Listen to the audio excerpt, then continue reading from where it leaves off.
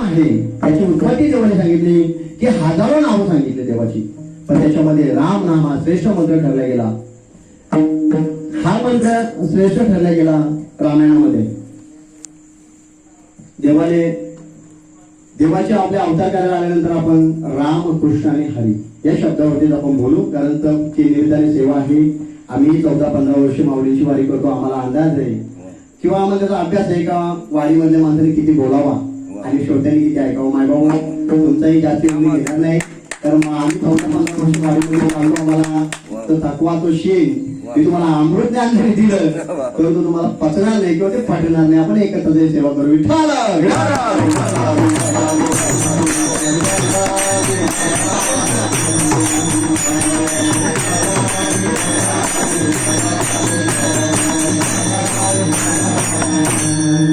आपण राम कृष्ण आणि हरी 3 शब्दावरती बोलू फक्त आणि सेवा संपवू. धर्मरायांच्या भाषा आपण मागाशी मांडली तुमच्याकडे काही योग याग विधी हे आपल्याला पटणार नाही, फक्त आपण नामस्मरणानेच करून जाऊ. तर हे पवित्र नाम त्या श्लोकामध्ये आलं रामायणामध्ये आणि तो पवित्र नाम मंत्र ठरला गेला. मंत्र म्हणजे पहा, सूर्याच्या पुढे काजव जसे चमकतात, अन्य हजारो नावे आहेत. जशा 1000च्या 100 नोटा, 1 रुपयाच्या 1000 नोटा आणि 1000 रुपयाची 1 नोट, त्याची बरोबरी राम मंत्राची बरोबरी त्या हजारो मंत्र करू शकत नाही, हे शास्त्र सांगतो. आपल्याला आपला धर्म माहीत असावा, आपला पवित्र ग्रंथ माहीत असावा. आपल्याला आपल्या महाराष्ट्रात आपण जन्माला आलो, आज आपला 2024 हे वर्ष आपल्यासाठी पवित्र आणि सार्थक.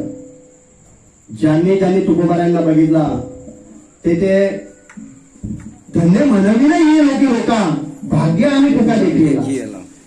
तुकोबाराय देवाच्या बरोबर 5 अवतारामध्ये होते. तुकोबारायांची भक्ती असामान्य आहे, पण ज्यांनी तुकोबाराला बघितला ते काय म्हणतात, धन्य म्हणावी नाही भाग्य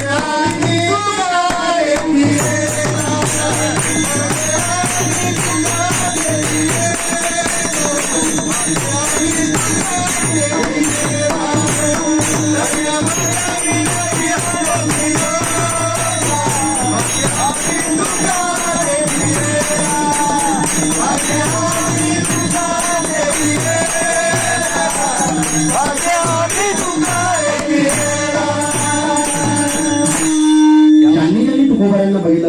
तुकोबारायांच्या बरोबर 14 तालकरी होते. ज्यांनी तुकोबारायांना बघितला त्याच्यामध्ये अन्य कार्य करणारी माणसं होती. त्यांनी सांगितलं का धन्य आम्ही तुका देखील. त्याप्रमाणे आज आपण सगळे भाग्यवंत आहोत की 2024 बघितला. मग 2024 मध्ये काय क्रिया घडली तर माझ्या पांडुरंग परमात्म्याची राम जन्मभूमीमध्ये प्राणप्रतिष्ठा सोहळा झाला. आज 500 वर्षानंतर आपण आपल्या डोळ्याने ते बघितलं. हे काही कमी आहे का? तुका म्हणे जन्म आल्याचे सार्थक विठ्ठलाची एक देखील.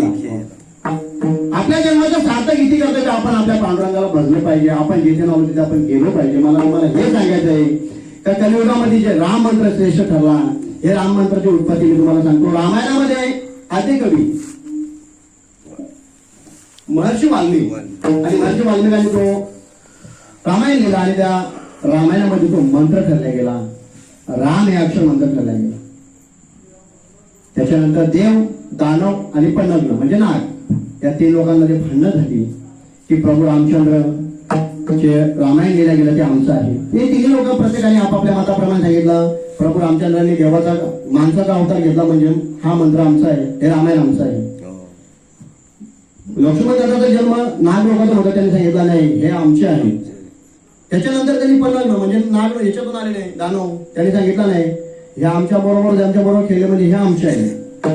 आणि या रामायणाची उत्पत्ती झाली ते रामायण प्रत्येकाने आपापला हक्क सांगितला आणि ते न्याय भगवान शिवाकडे गेला.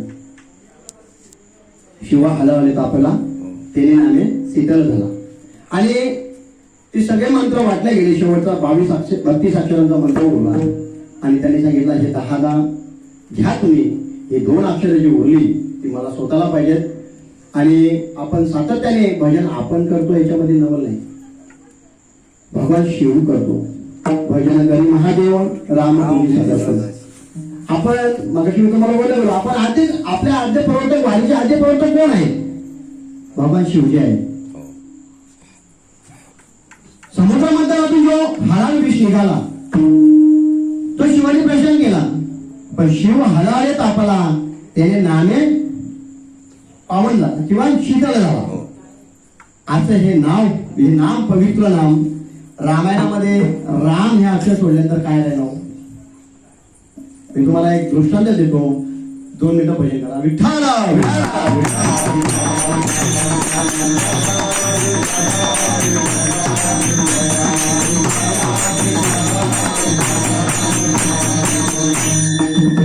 रामायणाचा युद्धकांड आहे आणि रामायणाच्या युद्धकांडामध्ये सगळे नाम चांगले माझ्या कंठीराव भले कपी कुले उद्धारे मुक्त झाले राक्षसा. मी तुम्हाला वानरांचा मुद्दा सांगतो. जे 18 पद्म वानर होते, 20 होते, अन्य देवाच्या बरोबर होते, ते आजी अवतार करायला आले.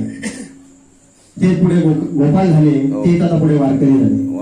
अन्य कालामध्ये भक्ती मार्गामध्ये त्यांनी बदल केला. पण मी तुम्हाला एक गंधमादन या वानराची कथा सांगतो. 1-2 मिनिटाचा दृष्टांत आहे. गंधमादन युद्धकांड चालू आहे आणि गंधमादन युद्धकांडामध्ये युद्ध चालू आहे. युद्धाचा नियम होता, युद्ध फक्त सूर्योदय आणि सूर्यास्त याच्यामध्येच व्हायचा. सूर्यास्त झाला, युद्ध संपला जायचा. आणि प्रत्येकाकडे जबाबदारी होती.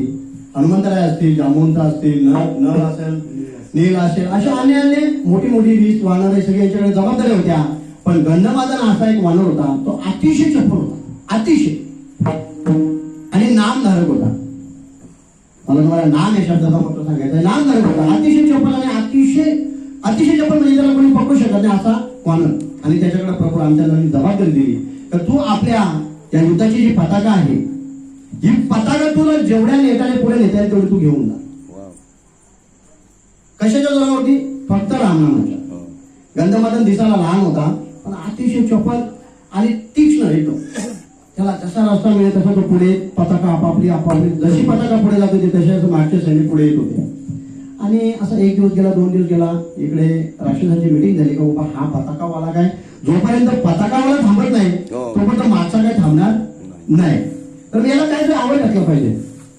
आणि यांची मिटिंग ठरल्या गेली का याला उद्या काही करून आपण थांबवला पाहिजे. आणि ठरला त्यांचा आता उद्या दिवस उजाडला, युद्धाला प्रारंभ झाला आणि पुन्हा हा बाबा पुढे गेला. पहिला बघितला यांनी याला कुठल्या तरी प्रकारे थांबत तर नाहीच. मग यांनी पुन्हा तो दिवस संपला. यांनी सांगितलं बाबा हा काय थांबायला तयार नाही.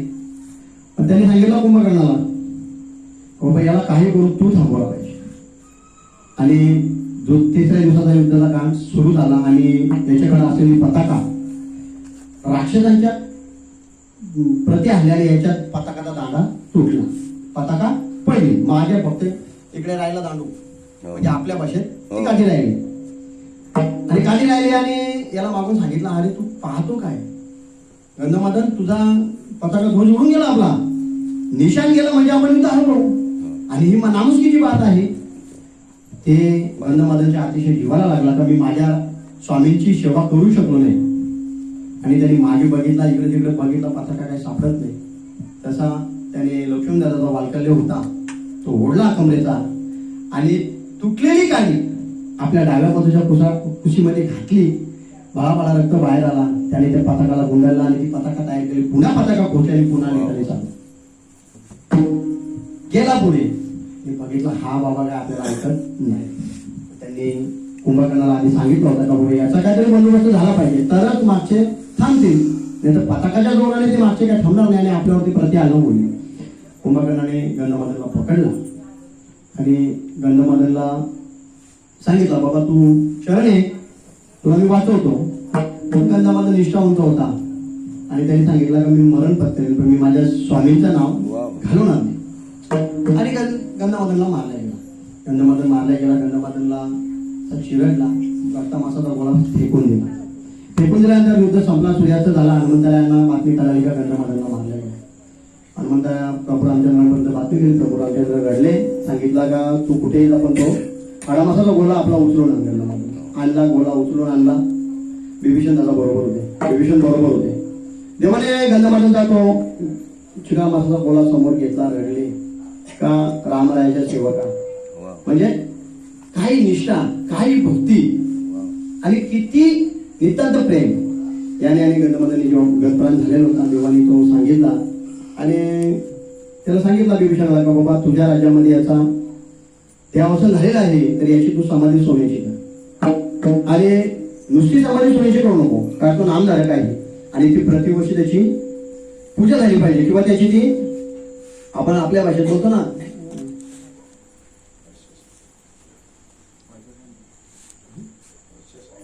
वर्ष श्राद्ध म्हणा ती प्रत्येक वर्षी त्याची झाली पाहिजे आणि समाधी सोन्याची केली त्याने समाधी सोन्याची केली पण तो त्याची वर्ष श्राद्ध म्हणा किंवा पुण्यतिथी म्हणा तो विसरला आणि एक वर्ष लंकेमध्ये अवर्षण पडला. अवर्षण पडल्यानंतर युद्ध संपल्या गेला, अवर्षण पडला आणि लंकेहून पत्राला प्रभू रामचंद्रांना पत्रामध्ये नमूद होता उल्लेख का जेव्हा असं का घडलं माझ्या राज्यात काही ते अवर्षण पडला.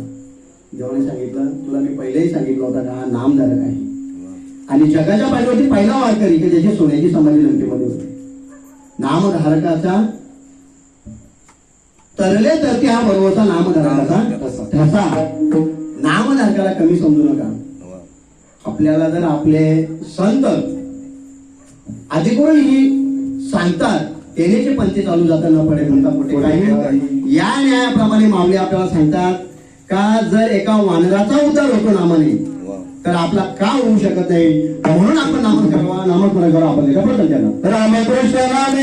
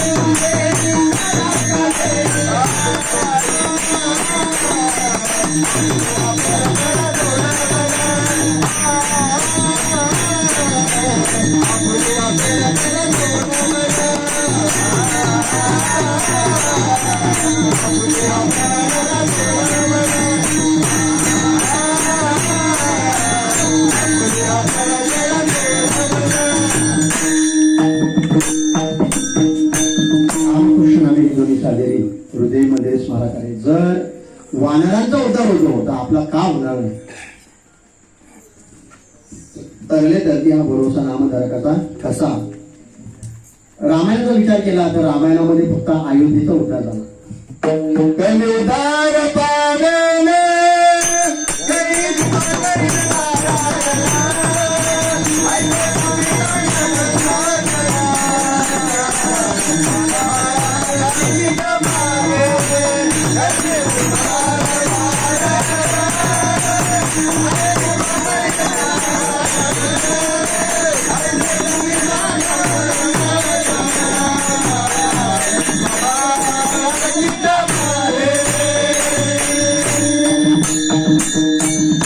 उद्धाराचा संदेह नाहीये. याच्या काही सेवका आपल्याला आपल्या जीवनाचा खरं अर्थाने प्रमाण खरोखर चांगलं आहे पण रामायणाच्या पुष्टी करून जातो आपल्याला आपल्या उद्धाराची जाणीव असायला काय मी उद्धार पावेला आणि हे फक्त आपल्याला देव आपले श्रीगुरु किंवा संत हे सांगू शकतात का तू उद्धार तुझा कशामध्ये आहे. ज्ञानोबारायांना सांगता ज्ञानोबाराय ज्ञानेश्वरीमध्ये कितीतरी ठिकाणी सकल तीर्थ नव्हतीचे बाई तिथे मुली देई माझ्या मला ज्याची आपण वारी करतो जगाच्या पाठीमध्ये ज्ञानोबारायांचे ज्ञान आणला अलौकिक ब्रह्मसाम्राज्य टीका वनेरी गीतेची टीका आणि विठोबाचा प्राण सखा ज्ञानोबा माझा. ज्ञानोबाराय जो आपल्याला चार ग्रंथ दिले या आपल्या प्रत्येकाच्या आपापल्या अवस्थेप्रमाणे दिले पण हरिपाठ असेल ज्ञानेश्वरी असेल या आपल्या हिंदू धर्माचा पवित्र ग्रंथ आहे. गीता असेल रामायण असेल महाभारत असेल पण ज्ञानोबारायांची ज्ञानेश्वरी दिली आज जगाची न्यास ही जी संस्था आहे जगाच्या वरती शास्त्रज्ञांची त्या न्यासामध्ये ज्ञानोबारांची ज्ञानेश्वरी प्रवृत्ती आणि ज्ञानोबारांच्या ज्ञानेश्वरीवरती तिथे शास्त्रज्ञ एका अक्षराचा विचार करून तिथे शास्त्रज्ञ त्याला पुष्टी मांडतात. त्याचा विचार आपण कुठे जाऊन केला पाहिजे का ज्ञानेश्वरी काय आपण वाचावी ज्ञानेश्वरी डोळा पाहून पंढरी जनाबाई आपल्याला सांगते संतांचा अधिकार असामान्य आहे. आपल्याला कोण सांगतो त्याची जाणीव असायला पाहिजे. ज्ञानोबारायांनी श्रीगुरूंचा विचार करताना ज्ञानेश्वरीमध्ये सांगितला मग हृदय सद्गुरू जेणे तारेला हा संसार गुरु म्हणून विशेष आचार्य विवेकावरी. ज्ञानोबाराय मूर्तीदारांचा उल्लेख करताना आता हे जे आपण राम मंत्र आहे याचा उल्लेख ते काय करतो असा बोलायचं तर भगवान शिवाचा आणि पार्वती मातेचा संवाद आहे. आणि तुम्ही सारखे राम नाम घेता म्हणजे याचे महात्म्य आहे काय आहे हे विशेष देव माझा माझा माझा देव माझा माझा माझा देव माझा मी माझा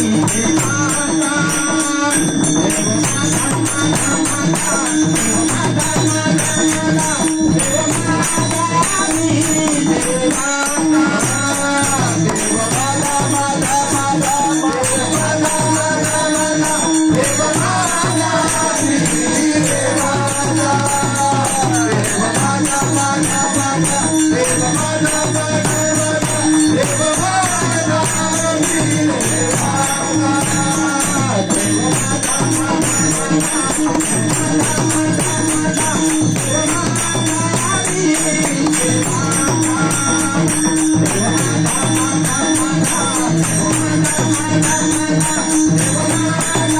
मी देव माझा देव माझा माझा माझा देव माझा माझा माझा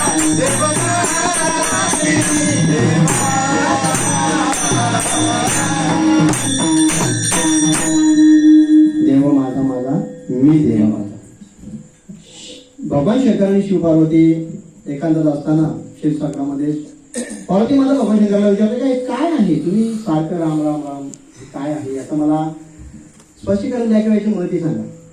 आणि भगवान शंकरांनी त्यांना मदती सांगायची चालू केली आणि पार्वती माता झोपली.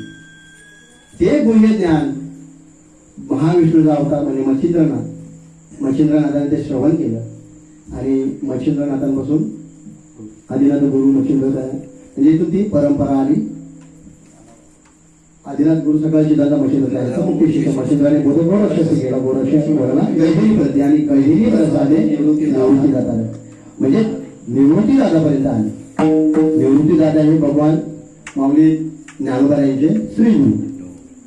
आणि हा जो उघड मंत्र मग ज्ञानोबाई तो उघड केला. प्रगट गुहे बोले विश्व प्रमुखी केले राम जनार्दने पायी टकशी ठेविले. हा रामकृष्ण हरी मंत्र माऊलीने उघड केला. तुकोबारायांच्या तरी बाबतीत पण तसं झालं. बाबाजी आपुले सांगितले नाम मंत्र दिला रामकृष्ण हरी स्वप्नात कृष्ण दिला तुकोबारायांना. म्हणजे हा मंत्र सामान्य नाही. म्हणजे ह्या मंत्राने तरले तरतील मी मगाशी तुम्हाला सांगितलं का रामायणामध्ये फक्त अयोध्ये रामात प्रभू रामचंद्राने फक्त अयोध्येचा उद्धार केला. पण राम नामाने भूतकाळही तरला भविष्यातही तरतील आणि वर्तमानात भविष्यातही तरले आणि वर्तमान काळाही तरतील. म्हणजे राम नाम असं आहे की जे प्रभू रामचंद्र असताना फक्त अयोध्या तरले. देवाचं नाव हे किती सकळ मंगल निधी श्री विठ्ठलाचे नामाची तिन्ही प्रांतामध्ये प्रत्येकाची महात्म्य आहे. आता आपण इकडे गुजरातमध्ये बघाल तर भगवान श्रीकृष्ण आहे. उत्तर प्रदेशामध्ये बघाल प्रभू रामचंद्र आहे. काशी विश्वेश्वर आहे. आणि आपला आंध्रा किंवा महाराष्ट्र बघाल तर विठ्ठल आहे. तुकोबाराय याचा विचार मांडताना सांगितलं का भारत अखंड राहायला पाहिजे. रामकृष्ण ज्या जगाच्या पाठीवरती एवढी जी एकात्मता साधली ती तुकोबारायांची इतकी कमी. असा बोलला जातो का हे जे उघड मंत्र आहे हे आपल्यापर्यंत पोहोचवलं म्हणूनच रामकृष्ण नामे दोन्ही साजेरी. विठाल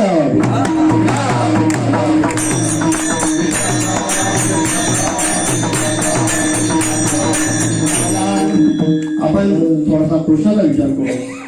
महाभारतामध्ये जाऊ. कुरुक्षेत्रावरचा विषय आहे. कौरवांनी अनेक प्रकारे पांडवांचा छळ केला आणि आता तो छळ एका पराकोटीच्या टोकापर्यंत पोहोचला. म्हणजे आता त्यांच्या डोक्यामध्ये एकच आला, फक्त पांडवांना आतापर्यंत त्रास दिला, पण आता पांडवांना आपण संपवायचा. पण देव उभा मागे पुढे उभे संकट म्हणजे पाहते पांडव अखंड वनवाशी आठवली. आणि विषय असा झाला का दुर्योधनाच्या मधामध्ये आधी दुःशासन कपटी, त्याच्यामध्ये दुर्योधन कपटी, आणि दुर्योधनाने सांगितला का शकुनी मामाच्या बुद्धीने का आपण पांडवांना संपवला पाहिजे. उद्या हे आपल्याला घरी पडतील.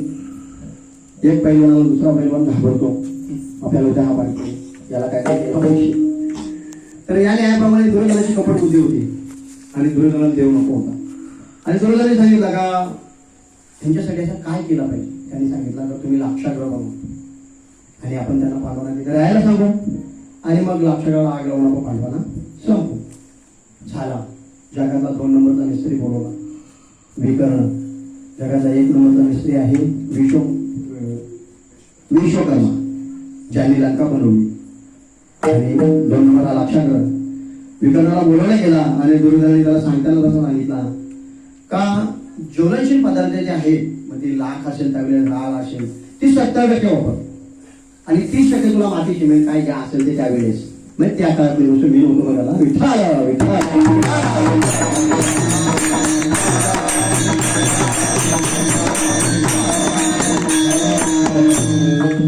आणि सांगितलं गेला. विकर्ण त्यांचा बांधलेला होता आणि विकर्णाने तसंच केलं आणि महाल तयार झाला. महाल तयार झाल्यानंतर त्याला सांगितलं होतं का हा महाल 9 मिनिटांमध्ये 3 मिनिटांमध्ये पूर्ण पेटला पाहिजे, 9 मिनिटांमध्ये पूर्ण जळून झाला पाहिजे. इतका अति ज्वलनशील पदार्थ तिथं वापरला गेला होता आणि पाठवला. त्यांनी बनवला. दुर्बुद्धीस्ती. दुर्बुद्धीने काय काही दुसऱ्याचा वाटोला करण्याची वृत्ती. बघा ना, चांगल्या माणसाला चांगल्या जमत नाही. ते कुबुद्धीने आपला काहीतरी दुसऱ्याचा नाश नाही, आपला नाश ओढवून घेतं. त्या प्रकारे दुर्योधनाला वाटला मी आता हे संपले आणि बोलवले. गेला कुंतीमातेला भेटायला. काकी तुम्ही या असं राहता हे आम्हाला पावत नाही. एक राजघराण्यातला तुम्ही आणि आमच्या काकी आहात. तुमचं राज्य गेलं आम्हाला अतिशय वाईट वाटतंय. कपटी माणूस फार बोलण्यामध्ये चतुर असतो. कपटी माणूस कोणाला कुठे फसवेल हे ज्याच्या बुद्धीने मोजला पाहिजे का बाबा हा कधीच येत नाही.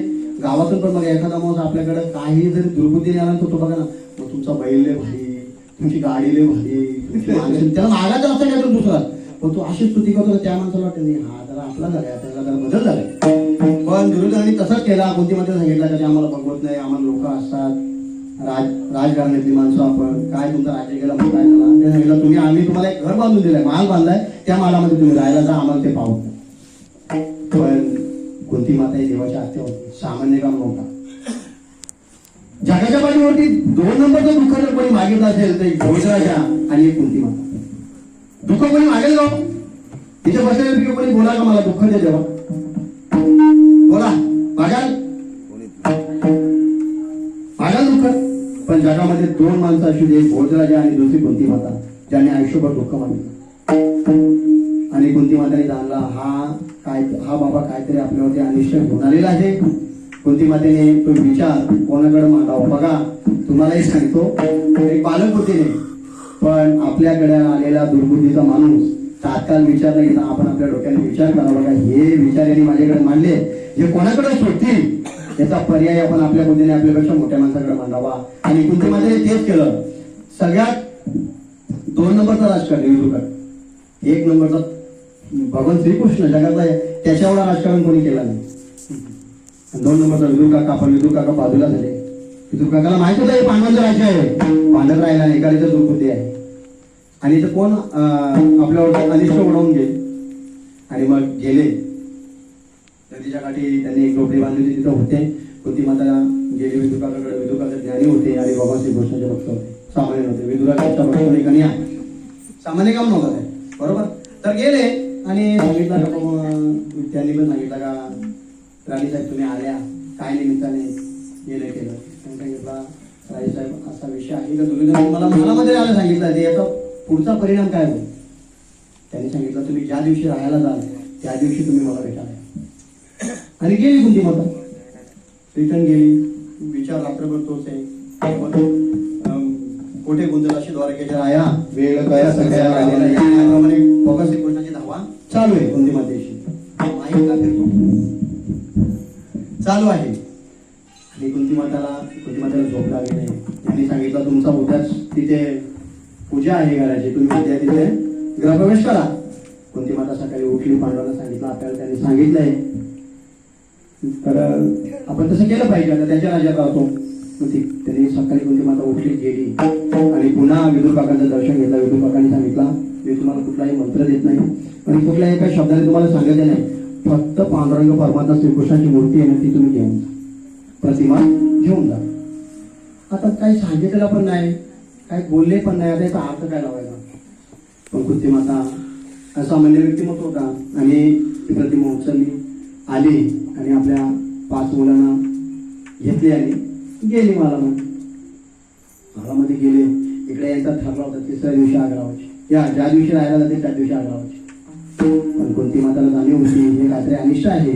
कुंती माताने फोटोची पूजा केली. बघा श्रीकृष्णाची तिथेच जप करत बसली.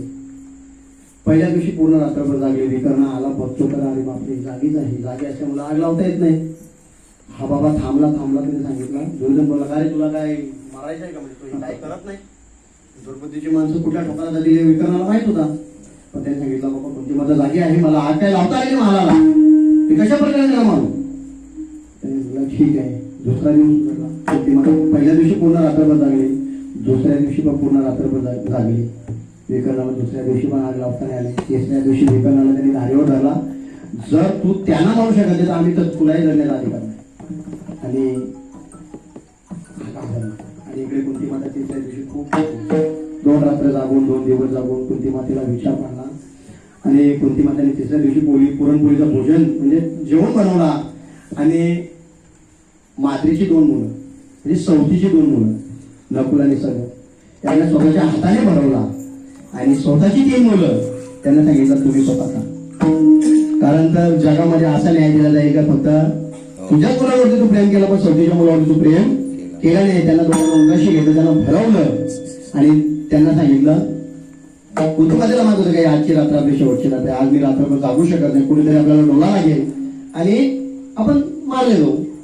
पण कालाच्या योगाने भगवान श्रीकृष्णाचा जप 3 दिवस चालू होता. पांडवांना पण म्हटलं का आईने आज काय बनवलंय. पांडव झोपी गेले आणि कुंती मातेचा भजन चालू होता. आणि अनाशा कालाच्या योगाने म्हणजे कालाच्या योगाने देवाने योग मायेने पांडवांना बाहेर काढले. आणि तिकडे एक भेगली 5 मुलांसहित अरण्यात होती. तिच्या योगमायाने इकडे प्रवेश केला आणि लाक्षकाला आग लावली. मला सांगायचं आहे सतत नामस्मरण आहे कुंती मातेचा. काय कृष्ण कृष्ण जय कृष्ण कृष्ण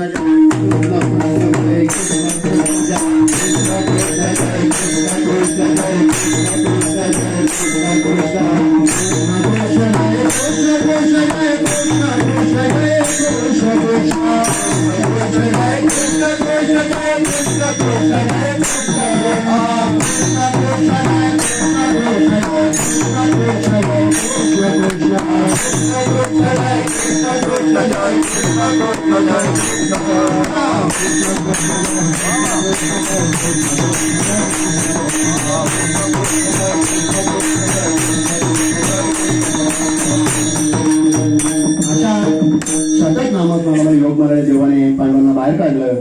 आणि योगाच्या मायाने देवाने त्या बेजनीची 5 मुलांनी ती आणि इकडे लाक्षकाला आग लागली. दुसऱ्या दिवशी द्रोणाला फार आनंद झाला. द्रौपदीची माणसं असतात ना शेजारच्या घराला आग लागली आपल्याला फार आवडत आहे.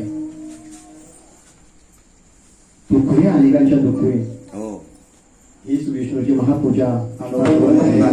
दुसऱ्याचा दुःख पाहून आपल्याला दुःख व्हावा ही झाली आपली प्रकृती. दुसऱ्याच्या आगोयाची वृत्ती व्हावा ही झाली आपली संस्कृती. म्हणजे आपल्या अंतःकरणामध्ये दुसऱ्याबद्दल प्रेम असावा. अशा नामस्मरणामुळे हे पवित्र नाम अर्जुनाच्या किती रोमारोम होतो ना कृष्ण कृष्ण निघतो. देव कसा मारेलो देव उभं मागे पुढे उभं वेगळे किंवा आम्हा घाली पाठीकडे आपण कलिकालाशी पुढे या नियमाप्रमाणे हे मंत्र राम आणि कृष्ण हे पवित्र नाम त्यांच्या अंतकरणामध्ये कोरल्या गेलं. सतत नामस्मरणामुळं ही त्यांच्या योगाने भक्ती घडल्या गेली म्हणून देव त्यांना जोडला गेला आणि त्यांनी आपली सोडवणूक केली. हे आपण कसं दुसरं गेलं आपुली आपण करा सोरवाना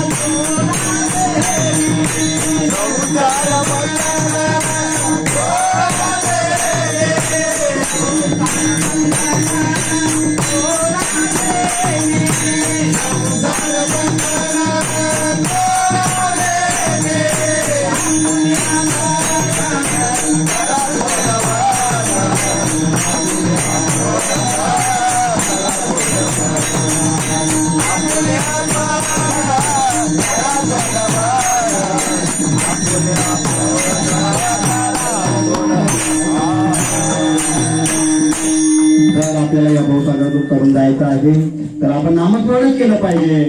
भक्ती मार्गामध्ये उतरल्यानंतर आपल्याला काय जे मंत्र आता आपण स्पष्टीकरण दिला का तुकोबरायांच्या मुखातून काय आपण ज्ञानोबराय प्रकट केला हेच मंत्र आपल्याला तारून जाऊन येऊ शकतात एरवी आपण तोडू शकतो. हे मंत्र जपलं आपल्या जीवनाची सार्थकता झाली तर याच्यामध्ये काय उच्च नीच काय घेणं बघतो देशभाव भगवती पुत्र कन्या विद्रोहाच्या ऋषी ज्याच्या घरी लक्ष प्रल्हादाशी कोण कोण ठरले हे काकड्याच्या पहिल्या मालिकेच्या दुसऱ्या आपण पहिल्या दुसऱ्या तिसऱ्या मालिकेच्या पहिल्या आपण सांगतात उच्च नीच काय पूर्ण 11 अभंगांचा अभंग आहे. त्याच्यामध्ये अनेक संतांची साधकांची चरित्र आहे ती मांडल्या गेली. हे तरले आपण तार्किकाचा काका संघ तार्किकाचा काका संघ पांडुरंग स्मरावा. आपल्याला तार्किक कोणती ठेवू नये. या असंच झालं का ते तसंच झालं का अरे बाबा आपले धर्म सांगते आपलं ग्रंथ सांगतो आपले संत सांगतात म्हणजे हे असंच झालंय हे आपण सातत्याने सत्याने मानलं पाहिजे. हे आपण नाही अनादिकालापासून आलेलं आहे. आपल्याला एखाद्याने विचारला वारी कोणी चालू केलं हे सांगता आलं पाहिजे. वारीला जातो आपण वारी ही खरा आपली बॅटरी चार्ज करण्याची पद्धत आहे. वारी आपण पूर्ण चार्ज होतो. आता तुम्ही 6 दिवसाचा प्रवास आहे आम्ही 7 दिवसाचा प्रवास करतो. वारीमध्ये पहाटे दिवस उगवल्यापासून संध्याकाळी झोपेपर्यंत नामस्मरण असतं. आपण फक्त बोलतो तीर्थयात्रा झाली पाहिजे. गाडीमध्ये गेले तर आपण करतो काय करतो गाडीमध्ये त्याच्या काय बघा हे उद्योग वडापाव आलाय का तिकडे पाण्याची बाटली घे तो कुठं उतरलाय हेच उद्योग असतात. वारीमध्ये तसं नाही. आपली चप्पल कुठे आहे आपण कुठं आहोत वार काय आहे तारीख कुठे चाललो कुठं त्याचा भानच नाही.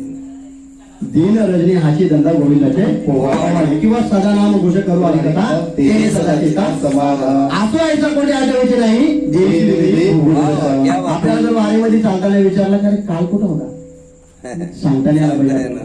इतका आपण तल्ली नसला पाहिजे तर आपली खऱ्या अनुषंगाने वारी घडली. तर आपण घरचे पेंडे दाराचा कुलू 2 बैल वारीतच आपल्या जीवनात वारी घडणार नाही.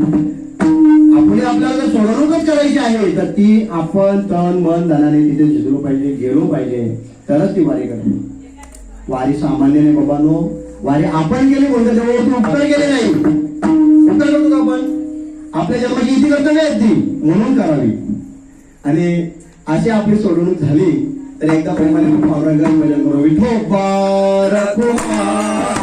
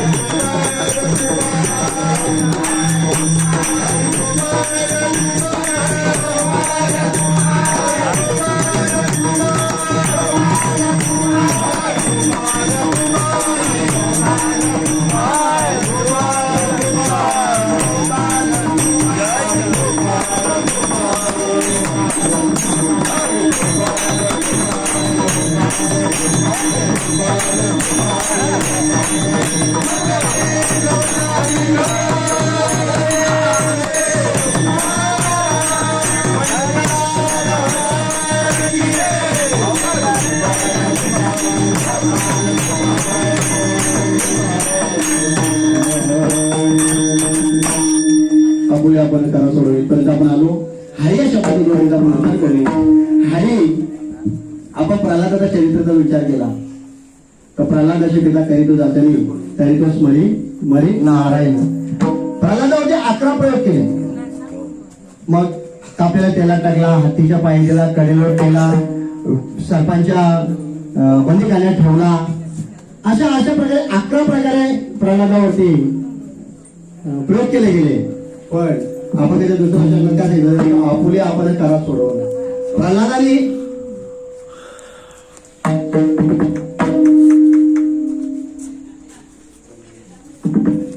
प्रल्हादाचं वय होता 11 वर्ष. किती वय होता प्रल्हादाचा? आणि 11 वर्षामध्ये देवाला कुठला ग्रंथ वाचला असेल हो त्यांनी? कुठला धर्मग्रंथाचा अभ्यास केला असेल? मग नामाच्या चिंतने प्रगट बसाला.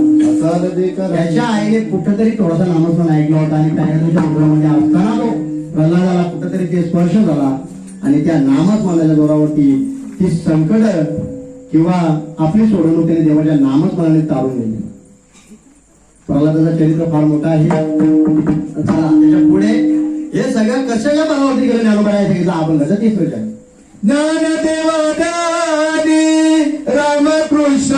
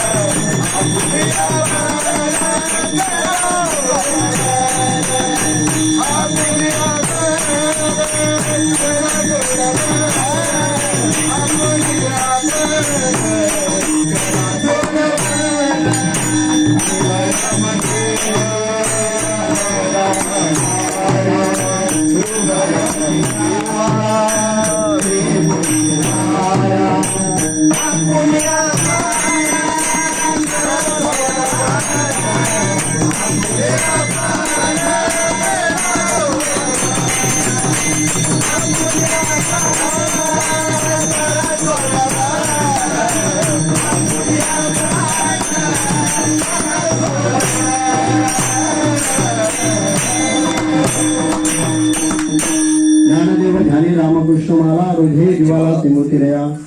आपण मान जपतो.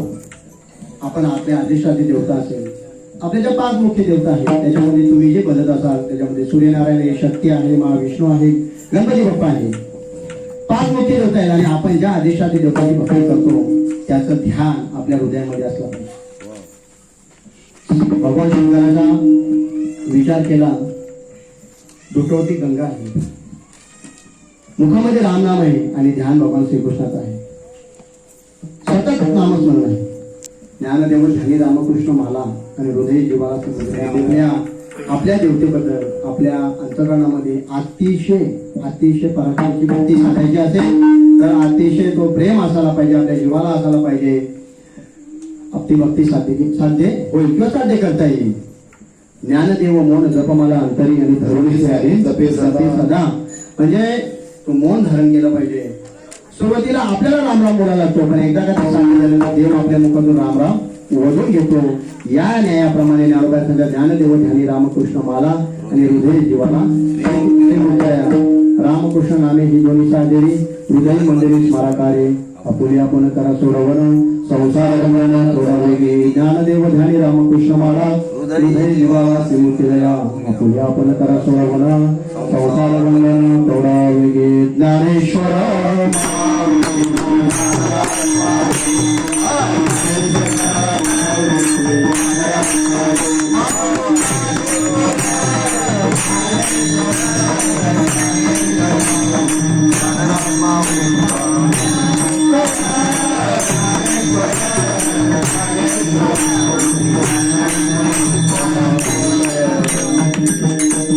वाणीचे चिंतन आहे. एक तासाची सेवा असते.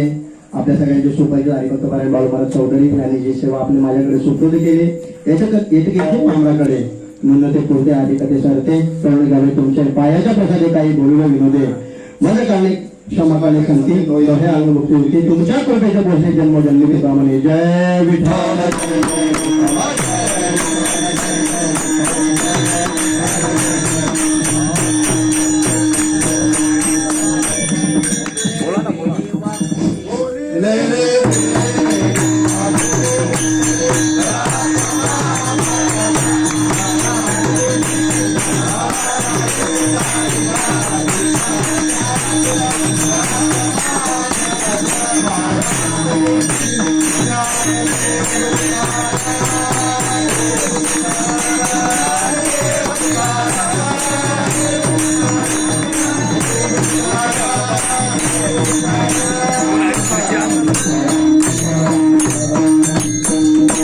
श्री संत निवृत्तीनाथ महाराज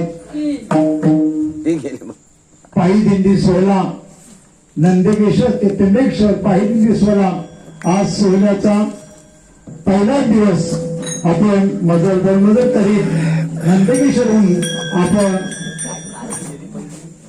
या जालेगावमध्ये स्थानापन्न होतो आणि आजचे कार्यक्रम आजचे कीर्तन आत्माराम महाराज धनगर गेरशे यांचे सोसळे असे कीर्तन आपण श्रवण केले. आपल्याला त्या महाराज ज्ञानामृत पाडले. धन्यवाद महाराज. आम्हा अज्ञानाने जे ज्ञानामृत पाडले त्याच्या संगतीने आम्ही तुम्हाला धन्यवाद मानतो आणि आपल्या या दिंडीला जे तुम्ही प्रबोधन धरून दिलं ते आम्हाला औचित आहे. म्हणून तुम्हाला